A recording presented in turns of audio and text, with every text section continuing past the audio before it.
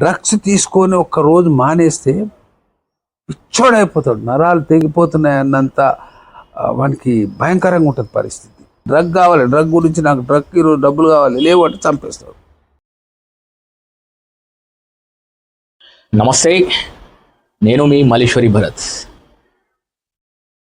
My nation box ghar ghar డాగ్ డబ్బా ప్రతిష్టాత్మకంగా తీసుకున్నటువంటి కార్యక్రమం ఎల్పిడిఓ ఆధ్వర్యంలో జరుపుతున్నటువంటి ఈ my nation box ghar ghar డాగ్ డబ్బా కార్యక్రమంలో ఈరోజు మనము ఒక గొప్ప వ్యక్తి అని చెప్పొచ్చు, రచయిత అని చెప్పొచ్చు, సామాజిక విశ్లేషకులు అని చెప్పొచ్చు, రాజకీయ విశ్లేషకులు అని చెప్పొచ్చు. మనం తరచూ వినపడే పేరు మన స్టూడియోలో. అతను ఎవరో కాదు, దేవరాజు విష్ణువర్ధన్ రాజు గారు. సార్ నమస్తే. సార్ నమస్కారం. సార్, ఈరోజు మీ ఇంటికి రావడం మా అదృష్టంగా భావిస్తున్నాం సార్. మా అదృష్టంగా భావిస్తున్నాం. మీ అదృష్టం కాదు, మా అదృష్టం. ఎందుకంటే ఘర్ ఘర్ డాగ్ డబ్బా కార్యక్రమంలో భాగంగా మన ప్రభుత్వ రంగ సంస్థలతో పాటు మన ప్రైవేట్ రంగ సంస్థలు ఉంటేనే ఈ దేశం సుభిక్షంగా ఉంటుంది, అందరూ బాగుంటారనే ఒక కలలుగంటూ ముందుకెళ్తున్నటువంటి సంస్థ లోకల్ ప్రొడక్ట్ డెవలప్మెంట్ ఆర్గనైజేషన్. దాంట్లో భాగంగా సమాజంలో అందరూ బాగుండాలంటే ఇంట్లో ఉన్న వాళ్ళు అందరూ కూడా సురక్షితంగా ఆహ్లాదకరమైనటువంటి వాతావరణం ఉండాలంటే అలవాట్లలో మంచి అలవాట్లు ఉండాలి. సో డ్రగ్స్ రహిత సమాజాన్ని, అంటే మాదక ద్రవ్యాలు లేని సమాజాన్ని నిర్మించడమే లక్ష్యంగా 365 రోజులు ప్రతి ఒక్కరు పూనుకుంటేనే ఈ యొక్క కార్యక్రమాన్ని ముందుకు తీసుకెళ్తాము. తద్వారా ఏంటంటే ప్రతి ఇంట్లో ఒకరు ఈ డ్రగ్స్ని దరిదాపులకు ప్రహారీ గోడ లోపలికి రానియకుండా చూసుకుంటేనే ఈ డ్రగ్స్ మహమ్మారిని మనం తరిమి కొడతామనే ఉద్దేశంతో ఈ డ్రగ్స్ సూచిక కూడా మీ యొక్క బాక్స్ పైన ఉంటుంది సార్. సో రానున్న ఇంటర్నేషనల్ డ్రగ్ డే సందర్భంగా మొట్టమొదటి బాక్స్ మీకు ఇవ్వడం జరుగుతుంది సార్. ధన్యవాదాలు, కృతజ్ఞతలు. సో మీ యొక్క ఈ డ్రగ్స్ పైన మీ యొక్క విశ్లేషణ మీ స్టైల్లో మీరు చెప్తారని మేము ఆశిస్తున్నాం. ఎల్పిడిఓ పిట్ట కొంచెం కూతఘనం. ఒక మహానది కూడా ఒక చిరు బిందువుతోటే స్టార్ట్ అవుతుంది. బిందువు నుండి సింధువు వరకు ప్రయాణం చేస్తున్నది. ఇప్పుడు LPDO local product development organisation. దీనిలో ఒక పేరులోనే పెద్ద సమాచారం ఉన్నది, సందేశం ఉన్నది. స్థానిక ఉత్పత్తులను ప్రోత్సహించడం అనేది దీని యొక్క ముఖ్య ఉద్దేశం. ఇందులో భాగంగా ఎల్పిడిఓ ఛానల్ వాళ్ళు రకరకాలైన సామాజిక మరియు ప్రజలకు ఉపయోగపడే విధమైన కార్యక్రమాలను రూపొందిస్తున్నారు. దానికి వారిని ప్రత్యేకంగా అభినందిస్తాం. కమర్షియల్ ప్రోగ్రామ్స్, ఆహ్లాదకరమైన ప్రోగ్రామ్స్, ఎంటర్టైన్మెంట్ ప్రోగ్రామ్స్ అసలు లేనేలేవు. కేవలం సమాజంలో ఉన్న ఈ యొక్క బ్యాడ్ ఎలిమెంట్స్ మీద ఒక యుద్ధం ప్రకటించినట్టుగా అనిపిస్తుంది. దానికి ఎల్పిడిఓ వారిని మనస్ఫూర్తిగా నేను అభినందిస్తున్నాను. గతంలో చాలా కార్యక్రమాలు కూడా చేశారు, గుడ్ టచ్, బ్యాడ్ టచ్. అదేవిధంగా కవిత గారు కొత్త పార్టీ పెట్టినప్పుడు, అదేవిధంగా కాక్రోచ్ పార్టీ పెట్టినప్పుడు, ఈ విధంగా రకరకాలైన సామాజిక అంశాల మీద వాళ్ళు చక్కటి కార్యక్రమాలను రూపొందించడం జరిగింది. అంటే ఇందులో విశేషం ఏమిటి అంటే ఛానల్స్ అనేటివి ప్రాఫిట్ ఓరియంటెడ్గా మారి ఏదో ఒక రకంగా ప్రజలను అట్రాక్ట్ చేసి దానివల్ల లబ్ధి పొందాలి అన్న ఇది ఉంటుంది. కానీ ఇక్కడ అది ఏమాత్రం లేదు. చాలా చక్కగా సామాజిక అంశాలను విశ్లేషిస్తూ ప్రజలను ఎప్పటికప్పుడు చైతన్యవంతులను చేసే ప్రయత్నం జరుగుతున్నది. వారికి నిజంగా కూడా మనస్ఫూర్తిగా అభినందన తెలియజేస్తున్నారు. ప్రస్తుతం ఒక అంతర్జాతీయ సమస్యను ఈరోజు వాళ్ళు తీసుకొని రావడం జరిగింది. సమస్యలు ఫస్ట్ వ్యక్తిగత సమస్య, కుటుంబ సమస్య, సామాజిక సమస్య, లేకుంటే జాతిపరమైన సమస్య, ఇట్లా ఉంటాయి. కానీ ప్రపంచానికి అంతటి కూడా ఒక సమస్య ఉన్నది. ఇప్పుడు ప్రపంచం మొత్తం కూడా ఎదుర్కొంటున్న అతిపెద్ద సమస్య. ఇది ఎలాంటి సమస్య అనంటే ప్రపంచాన్ని నిర్వీర్యం చేసే ఒక సమస్య. ఇది ప్రపంచాన్ని నిర్వీర్యం చేయడం అంటే ఇది ఏమిటి? కరోనా కంటే పెద్ద సమస్యన అంటే నిజంగా కరోనా కంటే పెద్ద సమస్య. ఎందుకు కరోనా కంటే పెద్ద సమస్య అంటే కరోనా వల్ల కరోనా ఇన్ఫెక్ట్ అయిన వ్యక్తి అల్టిమేట్గా చనిపోవచ్చు అంతే. కానీ కరోనా రాకముందు, కరోనా తర్వాత కూడా ఒక మంచి వ్యక్తిగానే ఉంటాడు. కానీ ఇప్పుడు ఈరోజు ఈ ఎల్పిడిఓ ద్వారా వాళ్ళు టేకప్ చేసిన ఒక ఇష్యూ డ్రగ్స్. మాదక ద్రవ్యాలు. ఈ పదం వింటేనే ప్రపంచం వణికిపోతున్నది. ఇప్పుడు మామూలు వణుకుడు కాదు. ఒక మనిషిని హత్య చేస్తే, చంపేస్తే అక్కడికి ఆ మనిషిలో ఉన్న దుర్గుణమో అదో ఇదో అక్కడికి అతనితోటి సమర్చిపోతుంది. కానీ సమాజానికి పట్టిన సామాజిక దుర్గుణం కానీ, సామాజిక అవలక్షణం కానీ పోవాలంటే సమాజం నిర్మూలమైతేనే పోతుంది. ఇప్పుడు సమాజము నిర్మూలన స్థాయికి పోయే ఒక పెద్ద ఉపద్రవం మన కళ్ళ ముందు కనిపిస్తుంది. పెద్ద ఉపద్రవం మాదక ద్రవ్యాలు. ఏంది ఇది? ఎక్కడ మనం వింటుంటాం కానీ ఇది ఎక్కడ చూడలేదు, వినలేదు, కనలేదు, రుచి చూడలేదు అన్న అభిప్రాయం సామాన్య ప్రజలలో ఉంది. కానీ చాప కింద నీరులాగా మనకు తెలియట్లేదు. చాప కింద నీళ్ళు వచ్చేంత మటుకు బాగానే ఉంటుంది, చాప ఎండిపోయి ఉంటుంది, కిందికి నీళ్ళు వచ్చిన తర్వాత తెలుస్తుంది. ఆ విధంగా డ్రగ్స్ అనే మహమ్మారి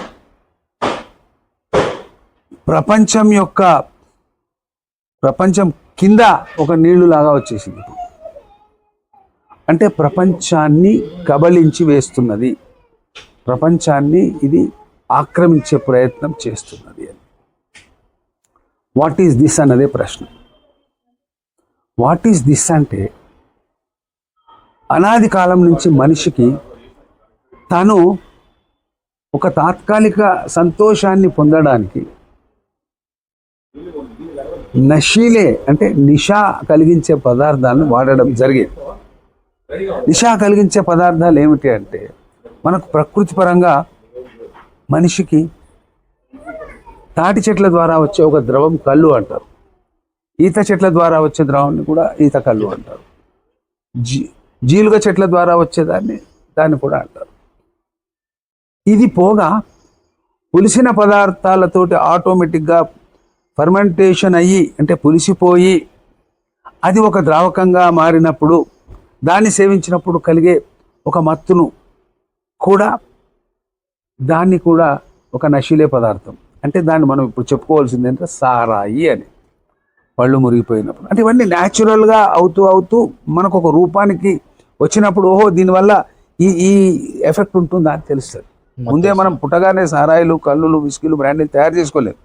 పరిణామ క్రమంలో అవి తయారైనవి. వాటిని మనం మళ్ళీ మన యొక్క జీవితంలోకి ఆహ్వానించినాం. పళ్ళను మురగబెడితే వచ్చేది ఏంది? ఆల్కహాల్ తాగినప్పుడు వచ్చేది ఒక ఆనందం. అంటే ఈ తాత్కాలిక ఆనందాల వెంట పడుతూ ఓహో ఇది కొద్దిసేపు అంటే దాన్ని సేవించిన 1 గంట 2 గంటల వరకు ఆనందాన్ని ఇస్తుంది. మనిషికున్న ఒక స్ట్రెస్ను కానీ, ఒత్తిడిని కానివ్వండి, బాధను కానివ్వండి కొద్దిసేపు దూరం పెడుతుంది. బాగానే ఉంది, అది కొద్దిసేపు పెడితే మంచిదే అది. కానీ ఒకప్పుడు సమాజంలో ఒక వ్యక్తి చెడ్డవాడు ఎవడు అని అంటే 2 రకాలు ఉండేవి. ఫస్ట్ దొంగ, వీడు దొంగ మోసగాడు అని ఒక బ్రాండ్ వేసేవాడు. వాని తర్వాత కేటగిరీ వీడు తాగుబోతు అనేవాడు. బాగానే ఉంది. తాగుబోతు అంటే ఏం తాగేవాడు? ఆ రోజులలో దొరికే ద్రవాలు ఇవే మనం ఇందాక అనుకున్నట్టు కళ్ళు, సారాయి అలాంటివి. ఈ కళ్ళు, సారాయి రూపు మార్చుకొని విస్కీలు, బ్రాండీలుగా మారిపోయినాయి. అవి తాగుతున్నారు. అది కొంచెం ఎక్కువ సేవిస్తే మనకు ఆ యొక్క ఇంటాక్సికేషన్ లేదా నిషా కలిగిస్తుంది. దాని ఎఫెక్ట్ ఎంతవరకు అంటే ఖచ్చితంగా ఒక 2-3 గంటలు 4 గంటలు. అతిగా సేవిస్తే అది ఒక రోజల్లా ఇబ్బంది పెడుతుంది. ఇది ఇంకా అతిగా సేవిస్తూ పోతే ఏమైందంటే అది ఒక అలవాటుగా మారుతుంది. ఈ అలవాటు ఏమైందంటే రాను మనిషిని ఆరోగ్యంగా క్షీణింపజేస్తుంది. మానసికంగా, శారీరకంగా, కుటుంబపరంగా, సామాజిక పరంగా, ఆర్థిక పరంగా అన్ని రకాలుగా మనిషిని క్షీణింపజేస్తుంది. ఇది ఏంది? నిషా పదార్థమే. అంటే మనకు అనాది నుంచి వచ్చిన ఒక ప్రకృతిపరమైన వస్తువులను వాడినప్పుడు వచ్చే ఈ యొక్క పదార్థం యొక్క సైడ్ ఎఫెక్ట్స్ ఇది బాగానే ఉంది. ఇది ఒక 50-100 సంవత్సరాల క్రితం వరకు కూడా బాగానే ఉంది. ఒక 100 years క్రితం నుంచి ఒక కొత్త ఒక విష పదార్థం సమాజంలోకి ఆటోమేటిక్గా ప్రవేశించే ప్రయత్నం చేసింది. అది ఏమిటి అంటే నల్ల మందు అని వచ్చేది. దాన్ని ఓపియం అన్నారు, నల్ల మందు. ఇది ఎక్కడి నుంచి వచ్చేది?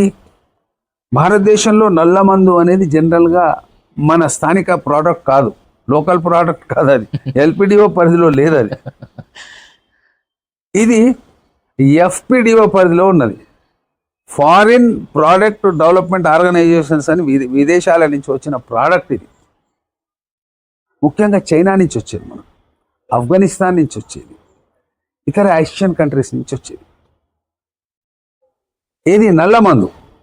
నల్ల మందు కూడా ఒక నిశా కలిగించే పదార్థం.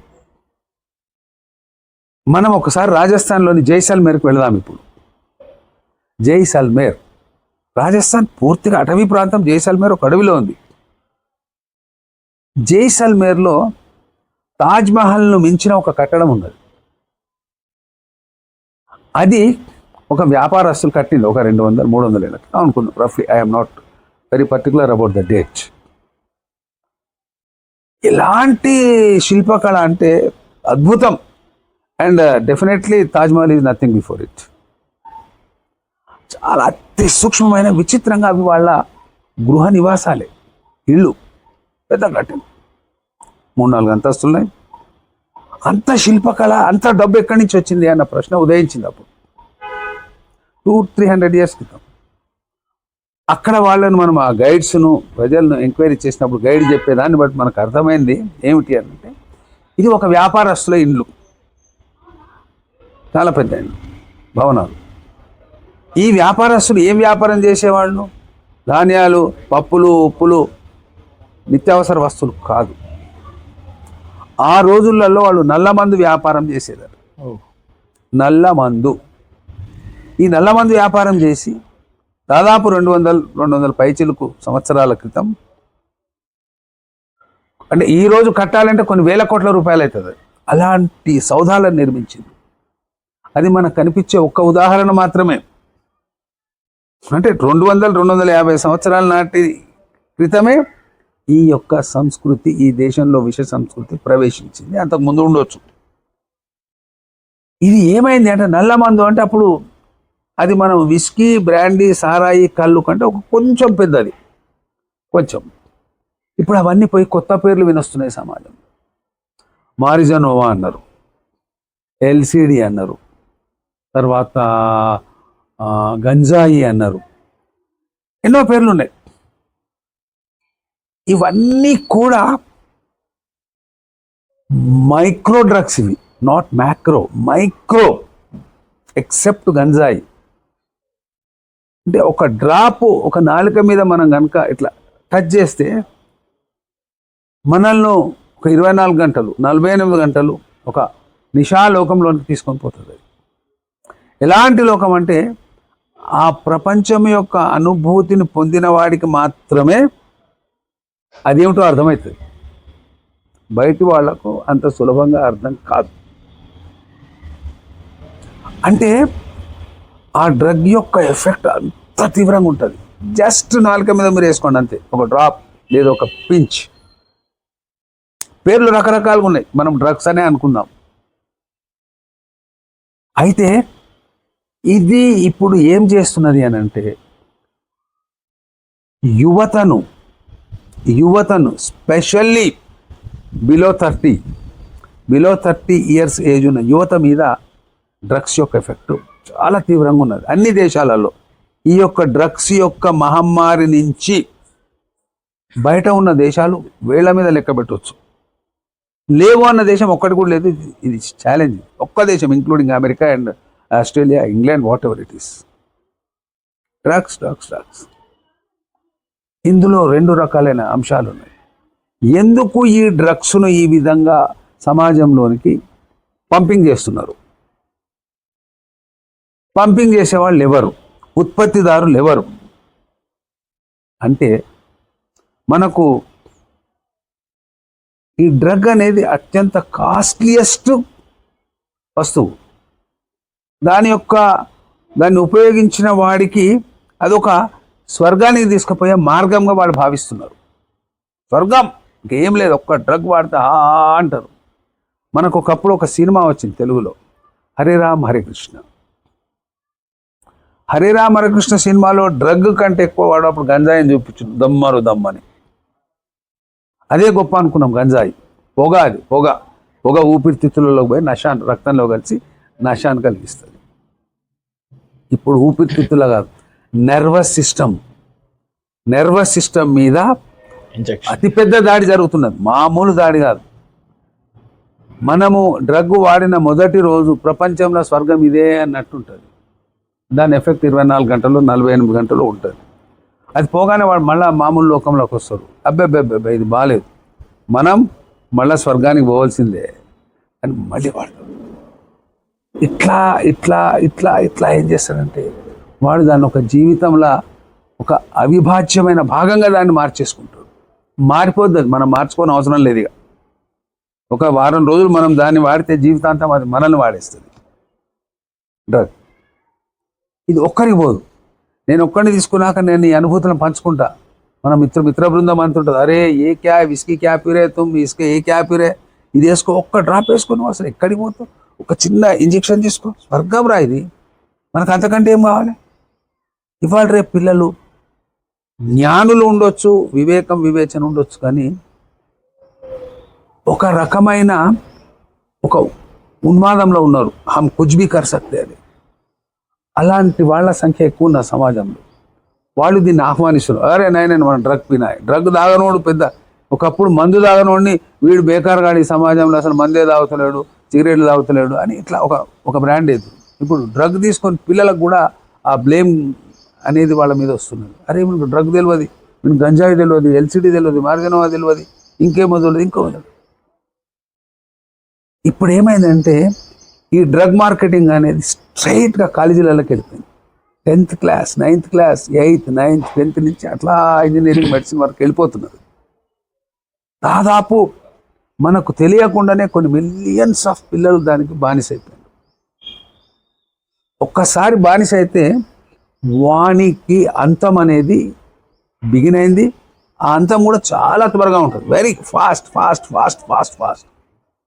డ్రగ్స్ తీసుకొని ఒక్కరోజు మానేస్తే పిచ్చోడైపోతాడు, నరాలు తెగిపోతున్నాయి అన్నంత వానికి భయంకరంగా ఉంటుంది పరిస్థితి. ఎత్తి వీక్కుంటుంటాడు, కింద పడతాడు, పలుకొడతాడు, ఫ్రెంజీ అంటే ఒక పిచ్చివానిలాగా ఉన్మాదిలాగా ప్రవర్తిస్తాడు. వాళ్ళను మీరు ఏం చేసినా ఆపలేదు. ఆ స్థితికి పోయినాక వీడు ఎండ్ చేసుకుంటాడు లైఫ్. అంటే అప్పటికే social life, education life, family life, personal life, everything జీరోకి వచ్చేస్తుంది. డ్రగ్ కావాలి, డ్రగ్ గురించి నాకు డ్రగ్ ఈరోజు డబ్బులు కావాలి, లేవంటే చంపేస్తారు. ఈ విధంగా ప్రపంచంలో ఎన్నో దేశాలు దీన్ని బారిన పడ్డాయి. ముఖ్యంగా మనం ఒక పేరును ఎప్పుడు గుర్తుపెట్టుకోవాలి, ఎస్కోబార్. వెనిజులా అతను అనుకుంటా. ఎస్కోబార్ అనే వ్యక్తి వెనిజులాలో, ఎస్కోబార్ వెనిజులా, కొలంబియా రెండిట్లు లేదు, ఒక డ్రగ్స్ సామ్రాజ్యాన్ని స్థాపించి చిన్నగా ఫస్ట్ ఏదో ఒక కుటీర పరిశ్రమ లాగా దాన్ని, ఇప్పుడు ఎట్లయితే మనకు హైదరాబాద్లో ధూల్పేటలో సారాయి తయారు చేస్తారు కుటీర పరిశ్రమ లాగా అని అనుకుంటుంటామో వింటుంటామో, ఆ విధంగా కుటీర పరిశ్రమ లాగా చేసి ఒకానొక కాలంలో, అంటే ఒక 40-50 ఏళ్ల క్రితం విషయం, అమెరికాలోనికి మొత్తం డ్రగ్స్ పంపింగ్ చేసింది. అమెరికా, మెక్సికో, ఎక్కడికి పోయిండు అని అంటే ఆ దేశపు ప్రధానమంత్రి కావాలి అన్న స్థాయికి వెళ్ళిపోయాడు. ప్రజలు కూడా బ్రహ్మరథం పట్టిండు. కారణం ఏంటి అంటే ఈ డ్రగ్ స్మగ్లింగ్ తోటి మిలియన్స్, ట్రిలియన్స్, క్వాడ్రిలియన్స్ సంపాదించేసింది. డబ్బు ఏమి చేయాలనో తెలియని పరిస్థితికి వచ్చి ఒక బంగారం స్విమ్మింగ్ పూల్ తయారు చేసుకున్నాడు. ప్రజలకు విపరీతమైన విరాళాలు ఇచ్చి వీడు ఆ డబ్బు ఎక్కడి నుంచి వస్తున్నదో చూసే ఓపిక ప్రజలకు లేదు. మా అవసరాలు తీరుస్తున్నాడు, వీడు దొంగ కావచ్చు, దొర కావచ్చు, మాకెందుకు అనుకుని ప్రజలు కూడా వాడిని దేవునిలాగా ఆరాధించడం జరిగింది. ఎస్కోబార్ అతను. అసలు అమెరికాలోనికి డ్రగ్స్ పంపు చేయడం అనేది ఒక కష్టమైన పని. కానీ అమెరికన్ ఏదైతే వాళ్ళ ఆ ఫోర్స్ ఉన్నదో, యాంటీ డ్రగ్ ఫోర్స్ను కూడా నువ్వు 30 ఏళ్ళు ఉద్యోగం చేస్తే నీకు 1 మిలియన్ వస్తుంది, నేను నీకు 100 మిలియన్స్ ఇస్తున్నా పో అని ఇచ్చి ఆ విధంగా లోపరుచుకొని ట్రక్కుల కొద్ది పంపిస్తాడు. ఇప్పుడు అది అప్పుడు ఎస్కోబార్ పేరు చెప్పుకున్నాం, ఇప్పుడు అది సర్వవ్యాప్తం అయిపోయింది. అసలు పెద్ద సిండికేట్, వరల్డ్ డ్రగ్ సిండికేట్ నది. దావుద్ ఇబ్రాహిం కూడా డ్రగ్స్ తోటే ఆయన తన సామ్రాజ్యాన్ని ఎక్కువ విస్తరించుకున్నాడు. అదేవిధంగా ఇంకా అమెరికాలో కానీ, మెక్సికోలో కానీ, కొలంబియాలో కానీ రకరకాలు. దీనివల్ల టెర్రరిస్ట్ గ్రూప్స్ ఉన్నాయి చూసినారా, టెర్రరిస్ట్ ఇలా అల్ ఖైదా ఉన్నది, తర్వాత రకరకాల పేర్లు ఉన్నాయి. వాళ్ళందరూ కూడా డ్రగ్ ట్రేడింగ్ తోటి కోట్లాది రూపాయలు, పెట్రోల్ అండ్ డ్రగ్ మీదనే వాళ్ళు ట్రిలియన్స్ ఆఫ్ డాలర్స్ సంపాదిస్తున్నారు. కష్టపడితే వచ్చే డబ్బు కాదు, ఫ్రీగా ఒక డోస్ మీరు అమ్మితే 1 లక్ష రూపాయలు వస్తుంది. It's so easy to sell one dose. కాబట్టి politicians, criminals, mafia syndicates, certain governments are dependent on drug marketing. ఇవన్నీ చేసి యువతను 100% నిర్వీర్యం చేస్తున్నారు. చేసేవాడికేమో మార్కెటింగ్ బిజినెస్ అనిపిస్తున్నది, తీసుకునేవాడికి ఆనందం అనిపిస్తుంది. నష్టపోయేది సమాజం. టోటల్ 100/100 సమాజం నష్టపోతుంది. అల్టిమేట్లీ ఒక 20 years తర్వాత పిక్చర్ చూస్తే డ్రగ్ ఎఫెక్టెడ్ నేషన్స్ ఉంటాయి. ఇప్పుడు కొలంబియా అట్నే ఉంది, మెక్సికో అట్నే ఉంది, కొన్ని నేషన్స్ ఉన్నాయి. అంటే ఇక వాళ్ళు బయటికి రాలేరు. ఇంకా ఆఫ్రికన్ కంట్రీస్లో ఇంకా దారుణంగా ఉన్నది. అంటే ఏమైతే కంట్రీస్ వెళ్ళిపోతాయి. ఇప్పుడు ఇంకా అక్కడ మనుషులు ఉండరు, కొంతకాలం ప్రొడక్షన్ ఉండదు, ఏమీ ఉండదు, జీరో అయిపోతుంది. They will die with starvation. కాబట్టి ఇది మొగ్గలోనూ తుంచేయాలి. భారతదేశంలో ఇది ఇప్పుడిప్పుడే ఈ కుటీర పరిశ్రమ లాగా ముందుకు వచ్చింది. దీని వెనక ఎవరెవరు ఉన్నారో అని మనం ఇప్పుడు చెప్పుకోని అవసరం లేదు, ఎందుకంటే ప్రజలు చాలా అర్థం చేసుకునే శక్తి ఉన్న వాళ్ళే. భారతదేశంలో ప్రజలు తెలివితక్కువడు కాదు, చాలా తెలివి కల వాళ్ళు, అన్ని గ్రహిస్తారు కానీ ఏం మాట్లాడరు. ఇది ఉన్నది. కాబట్టి ఫస్ట్ ఆఫ్ ఆల్ విద్యార్థుల మీద, స్టూడెంట్స్ మీద, యువత మీద దీని యొక్క ప్రయోగం జరుగుతున్నది. ఇది ఒక స్ట్రాటజిక్గా ముందుకు పోతున్నారు, స్పెషల్లీ టెర్రరిస్ట్ గ్రూపులు. ఇది ఎంత మార్కెట్ అయితే వాళ్ళకి అంత వస్తుంది. వాళ్ళు ఈ విద్యార్థులను టార్గెట్ చేసుకుంటున్నారు. కాబట్టి ప్రతి పాఠశాలల్లో కూడా డ్రగ్ అవేర్నెస్ క్యాంపెయిన్ ఉండాలి, డ్రగ్ అవేర్నెస్ సిస్టమ్ ఒకటి ఉండాలి, ఆ విజిలెన్స్ ఉండాలి. అదేవిధంగా దాన్ని అరికట్టే విధంగా మనం చర్యలు కూడా ఉండాలి. ఇది జరిగితేనే భారతదేశం ఆ యొక్క డ్రగ్ మహమ్మారి అనే ఒక రాక్షసి కబంధ హస్తాల నుంచి బయటపడుతుంది. కాబట్టి ఇది ప్రతిరోజు వాచ్ చేసుకోవాల్సిన అంశమే. ఇది ఏదో 25th or 26th June నాడు మేము ఇంటర్నేషనల్ డ్రగ్ డే అని చెప్పి దాన్ని ఒక డ్రామా చేసి, దాన్ని ఒక పెద్ద సీన్ చేసి, పేపర్లలో ఇచ్చుకొని, ప్రకటనలు ఇచ్చుకొని కోట్లాది రూపాయలు నీళ్ళలో పోయడం కంటే కార్యాచరణ అనేది ఉండాల్సిందే. ప్రతి తల్లిదండ్రులకు కూడా ఈ డ్రగ్ అవేర్నెస్ గురించి మనం తెలియజేయాల్సిందే, వాళ్ళకు ఒక ట్రైనింగ్ లాంటిది ఇవ్వాల్సిందే. స్కూల్లో పిల్లవాడిని జాయిన్ చేసినప్పుడు లేదా పిల్లల తల్లిదండ్రులందరినీ పిలిచి డ్రగ్ అవేర్నెస్ గురించి ఏం చేయాలి అనేది వాళ్ళకి తెలియజేయాలి. ఒక్కసారి కాదు, ఇయర్లీ 4 సార్లు చెప్పాలి. మీ పిల్లవాడి ప్రవర్తనలో మార్పు వచ్చినా, మీ పిల్లవాడు ఏమన్నా విపరీతంగా బిహేవ్ చేస్తున్నాడా, స్పెండ్ చేస్తున్నాడా, ఇలాంటివన్నీ చెప్పి వాళ్ళని జాగ్రత్త పరిస్తే తప్ప ఏ దేశం కూడా కొద్ది రోజులలో మిగలదు. కాబట్టి తప్పకుండా ఇలాంటి కార్యక్రమాలను ప్రజల్లోకి తీసుకుపోవాల్సిన అవసరం ఉంది. Thank you sir.